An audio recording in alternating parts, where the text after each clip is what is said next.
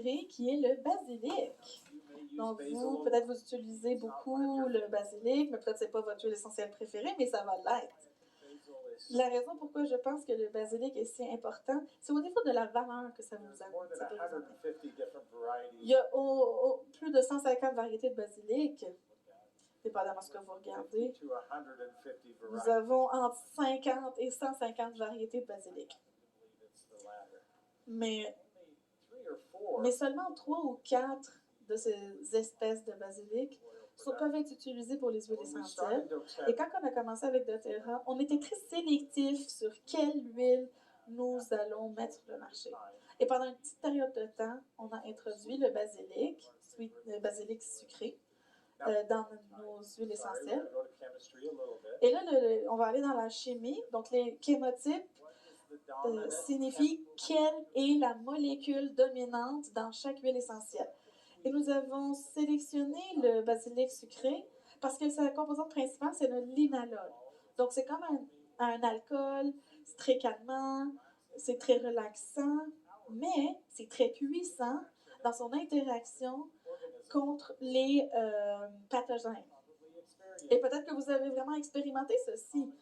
Une des utilisations communes du basilic, c'est si quelqu'un a des difficultés au niveau des oreilles ou des difficultés au niveau de l'audition, mais peut-être une petite goutte d'huile essentielle avec un coton-tige, puis la mettre autour de l'oreille, et le problème est réglé. Et une autre utilisation, une autre version des huiles de basilic, c'est basilic tropical, et son chémotype, c'est le méthylalcool. Mais même si c'est pas une mauvaise chose de l'avoir, mais quand on se regarde ce type de basilic, c'est à peu près 90% méthylsavocol. Donc, ça fait du sens sur les choix qu'on choisit au niveau du basilic. Mais le basilic sucré a aussi du méthylsaccharose, mais pas beaucoup. Donc là, quand on combine ces deux variétés-là, on a vraiment une bonne combinaison.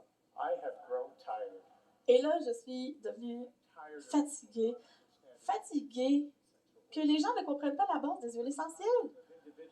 Je suis tannée des individus qui disent que le basilic tropical est la même chose que le basilic sucré. J'ai lu beaucoup de recherches scientifiques que le basilic sucré est fort dans d'autres molécules, mais c'est pas vrai. Malheureusement, c'est bon pour vous, mais pour nous, c'est malheureux. Nous sommes continuellement en train de chercher la différence entre les huiles essentielles, connaître la différence entre les familles, les gènes, les chémotypes. Alors, même quand vous nous regardez pour la force de ces choses-là, nous sommes envahis par beaucoup de personnes qui sont intelligents, qui sont dédiés et qui sont aussi impliqués dans ce que nous croyons. Est-ce qu'on en donne une main d'applaudissement?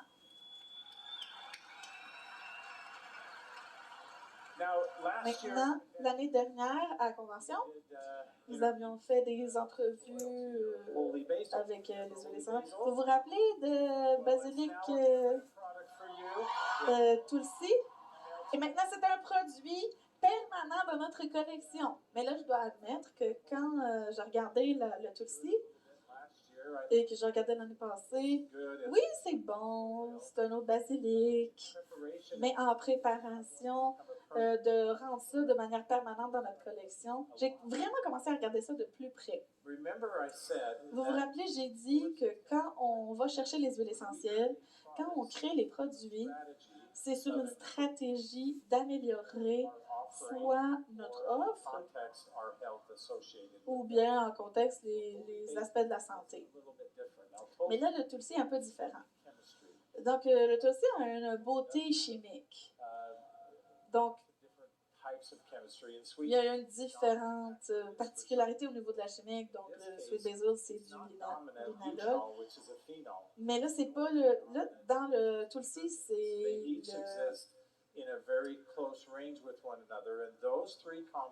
Et là, les trois composantes dans le Tulsi composent 90% des huiles essentielles. Mais j'aimerais ça vous parler un peu de pourquoi je crois que cette huile est essentielle pour nous. À la différence du basilic sucré, on l'utilise de manière aromatique et de manière topique. C'est correct, parce que je suis d'accord qu'on n'a pas besoin d'utiliser au niveau interne, spécialement quand on regarde sa chimie et tout ça. Là, rappelez-vous, tantôt j'ai dit, en termes de santé, les huiles essentielles supportent le corps de deux façons que vous allez apprendre plus au niveau de la convention.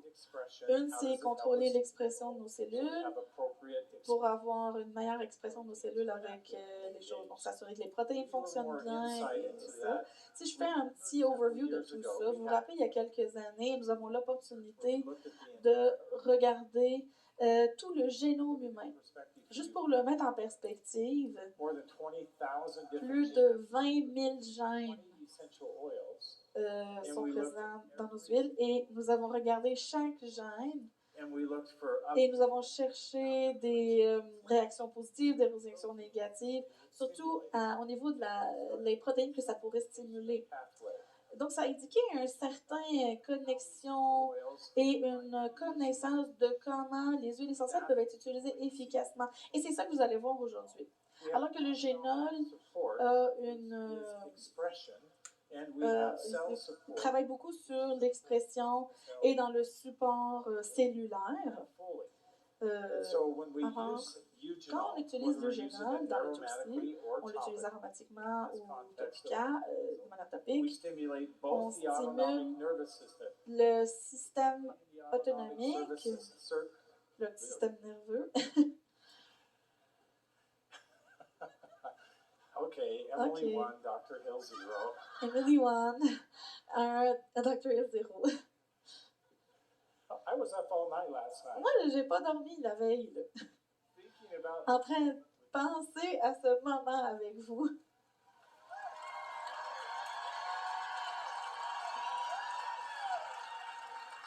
Alors, excusez-moi si je balbutie sur quelques mots. Le support autonomique, c'est permettre au corps de réagir à différents stresseurs. Quand on regarde le bêta-alpha-kérotine, c'est ça qu'on a dans le Copaiba. Pour nos amis brésiliens, merci. Le bêta-carotène est le composant principal du Copaiba. Et là, on a la même réponse. Ça fait de la relaxation, ça gère le stress et ça fait de la gestion des cellules. Et en dernier, on n'est pas vraiment familier avec le trans-bêta-LMN, mais son bénéfice principal est la protection de nos cellules. Pour permettre à nos cellules de fonctionner correctement et d'être protégées de l'environnement. Et la raison pourquoi les huiles essentielles peuvent avoir ce genre de réactivité,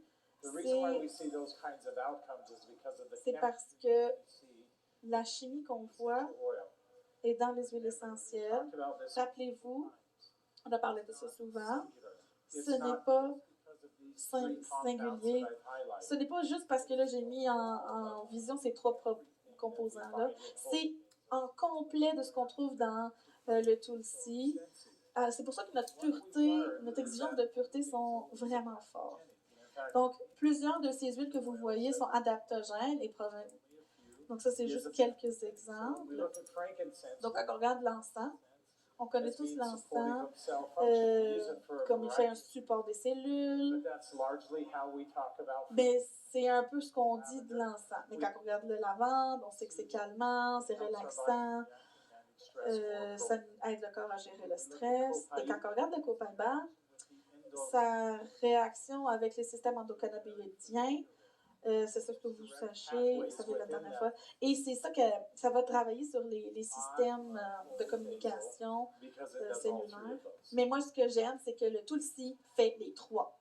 Là, je vais vous dire. Quand on parle de quelque chose qui est adaptogène, ça veut dire que ça supporte les fonctions physiologiques normales du corps. Donc, on veut contrôler l'expression des cellules et supporter les fonctions cellulaires en santé.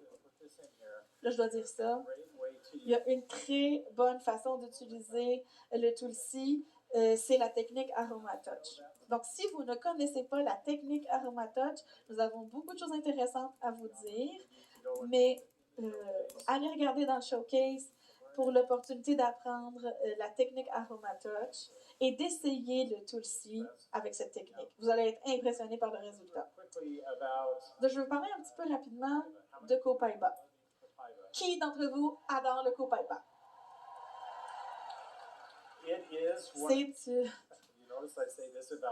Là, vous savez que je dis ça de toutes les huiles, mais je dis, c'est mon huile préférée. Mais c'est vrai. J'utilise Copaiba tous les jours. Je l'utilise dans les soft-gels pour des besoins spécifiques et de ce qui se passe un peu dans ma vie, dans mes défis personnels. Ça a fait une grosse différence là-dedans. Et je crois vraiment, incluant toutes les autres choses que je fais dans ma santé, l'huile va permettre de continuer dans cette challenge-là. Mais quand on a parlé du Copaiba au début, on a vraiment pris du temps pour expliquer le système endocannabinoïdien. Et là, on vous avait parlé les récepteurs CB1, CB2. Les récepteurs CB1 sont plus centraux. Les récepteurs CB2 sont plus périphériques. Maintenant, on sait que les CB1 et CB2 sont tous les deux centrales et que le CB2 est vraiment dans les périphériques au niveau de ce qui domine, en fait. Et la raison pourquoi on a adoré le Copaiba, c'est parce qu'elle a vraiment un large spectrum d'action.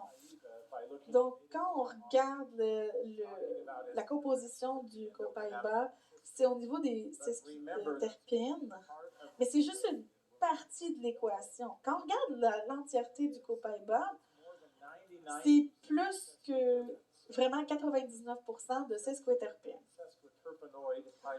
Et ces molécules-là ont vraiment des propriétés spécifiques qui sont importantes pour nous. Premièrement, ça a fait un effet plus complexe. Et alors, à cause de leur complexité, ils ont un potentiel métabolique plus élevé.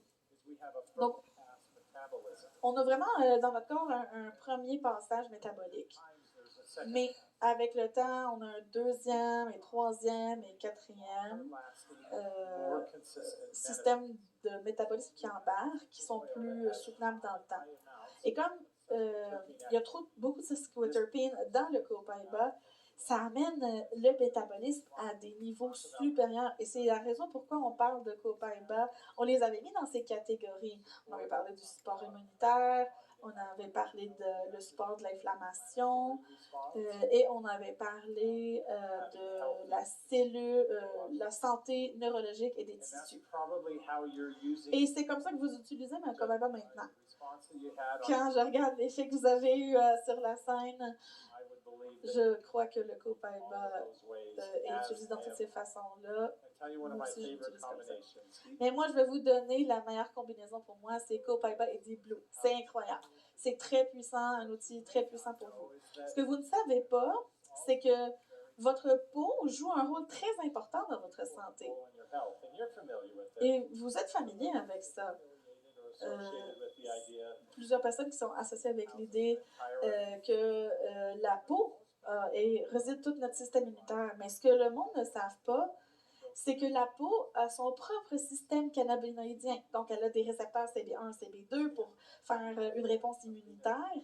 Mais on a aussi... mais sachez que l'immunité, ça inclut beaucoup de choses.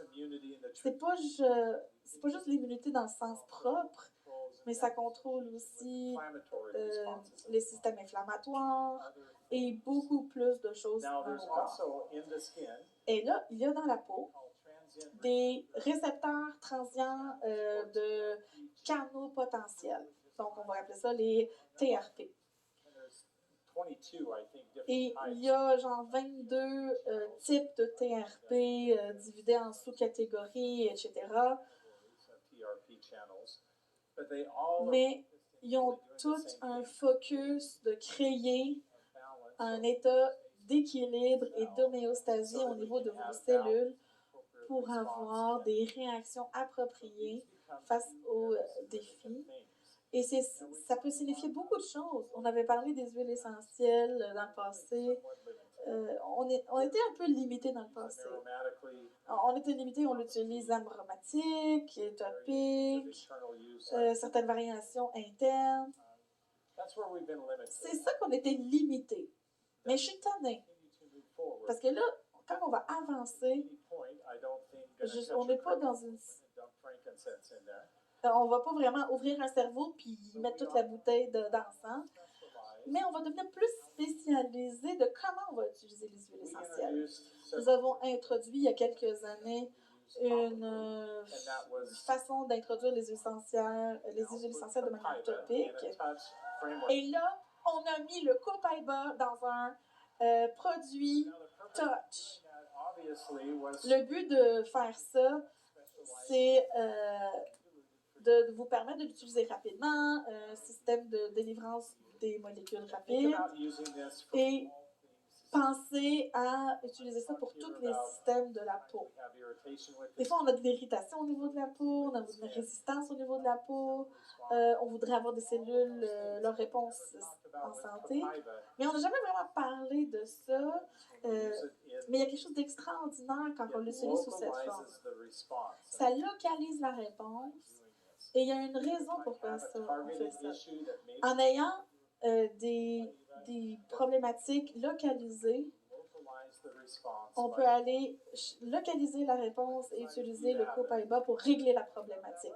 Est-ce que vous êtes content d'avoir du copaiba touch? Voici une dernière note pour vous. N'oubliez pas des autres huiles que nous avons. Donc, vous savez que le copaiba est fait à partir de résine. Mais on a plusieurs huiles qui viennent du bois. Mais si vous les combinez, si vous combinez le copaiba à des huiles de bois, ça va faire une matrice cellulaire supplémentaire. C'est ça qui donne à la peau sa résilience. Et là, si vous le combinez à des huiles essentielles à partir de fleurs, ça va vous donner l'effet de redonner de la souplesse à votre peau, donner de l'effet d'hydratation. Alors, pensez à combiner le copaiba touch avec vos huiles préférées pour avoir des réponses plus précises. Et là, qui parmi vous aime le On Guard? Là, je ne vais pas le dire, mais si je vous le dis, c'est une de mes huiles préférées. J'adore le On Guard. Je l'utilise constamment. Une des choses que vous allez remarquer quand on va continuer avec la convention, et quand vous allez retourner en arrière dans les messages qu'on vous a partagés, c'est que nous voulons utiliser les huiles essentielles de manière quotidienne. doTERRA est positionné parfaitement parce que c'est pas juste qu'on a les produits que vous avez besoin, mais vous avez la confiance de les utiliser et d'approcher les gens avec ce que vous voulez accomplir avec ces huiles-là. Ce que je pense être une des plus grandes caractéristiques du message de doTERRA, c'est qu'on est capable d'aider les autres gens. Et comme vous avez entendu Dave Sterling parler, nous faisons ça constamment chez doTERRA. On vous remercie pour tous vos efforts.